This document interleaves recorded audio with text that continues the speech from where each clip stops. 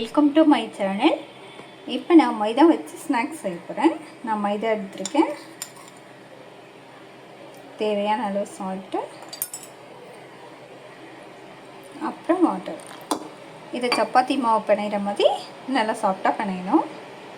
இப்போ நான் மாவு இந்த அளவுக்கு நான் பிணைஞ்சிட்டேன். அவ்வளோதான்.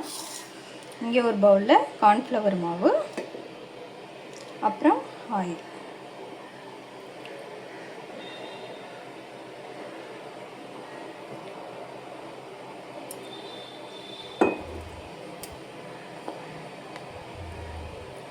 இதெல்லாம் மிக்ஸ் பண்ணி வச்சுக்க வேண்டியதுதான்.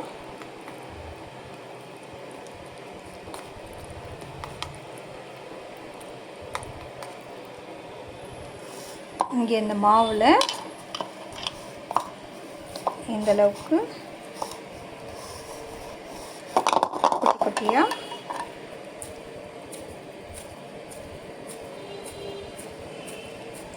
இந்த அளவுக்கு பால் எடுத்து சப்பாத்தி மாவு அளவுக்கு உருட்ட போகிறோம். திரட்டி வச்சுக்கலாம்.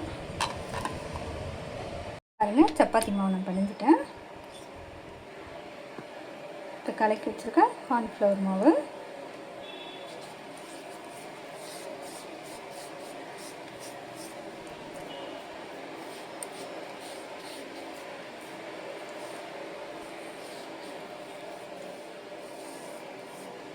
அவ்வளோதான். அதுக்கு மேலே இன்னொரு லேயர்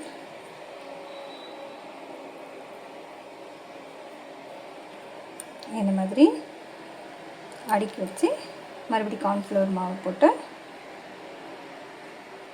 இந்த நாளையும் நம்ம இப்போ அடுக்க போகிறோம்.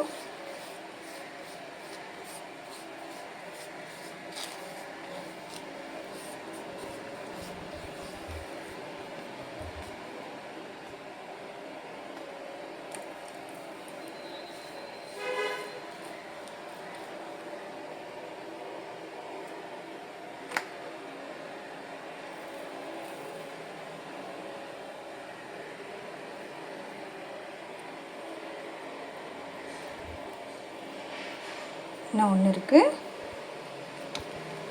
இதையும் அதே மாதிரி அடுக்க போடுங்க. நான் அடுக்கிட்டேன். அவ்வளோதான்.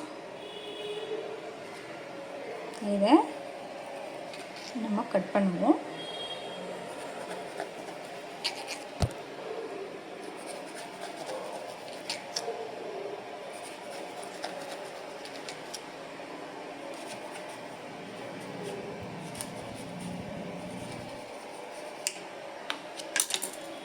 அவ்வளோதான். கட் பண்ணிவிட்டு இந்த மாதிரி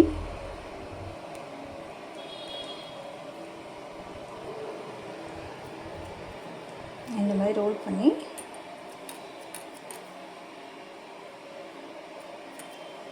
பண்ணிக்கணும். இந்த மாதிரி வச்சு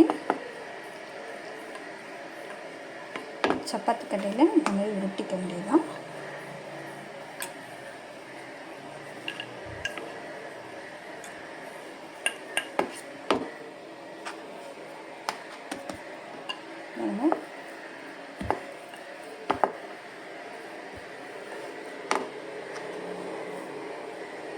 அவ்வளோதான்.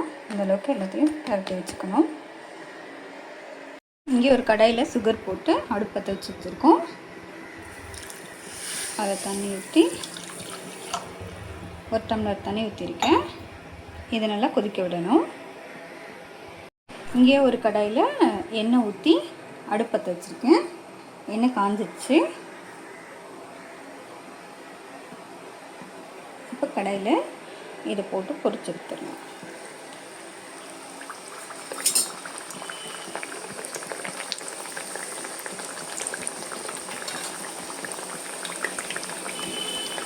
பாருங்கள், இந்த அளவுக்கு வேக விட்டு நம்ம எடுக்கணும். அவ்வளோதான்.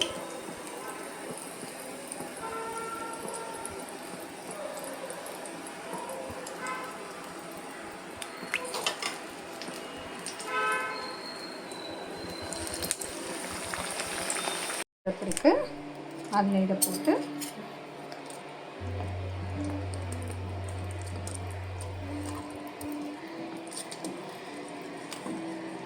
நான் அதிகமாக யோசிக்கவே கூடாது.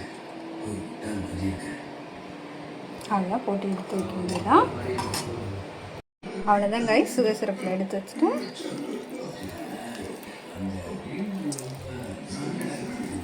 பாருங்கள் எவ்வளோ சாஃப்டாக வருதுன்ட்டு.